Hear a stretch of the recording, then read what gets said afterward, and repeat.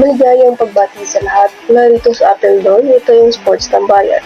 Live na live sa European Athletics Indoor Championships title ng Women's High Jump event, kung saan maagang ikinasa ang dominanteng kampanya ni Rayoslava Maciukic laban sa 8 bansa na matagumpay na nilagpasan ang 1.80 meters hanggang sa 1.99 meters drop. Nahirapang tapatan ng ibang bansa ang Ukraine na unti-unting nauubos ang mga bansa sa pagdating ng 1.85 meters na mahigit 3 bansa ang hindi nakalusot dahil lang ang Serbia at Ukraine na lamang ang nagtagisan sa 1.99 meters drop. Napilit siluhan ni Angelina Tapek ng Serbia ang panalo.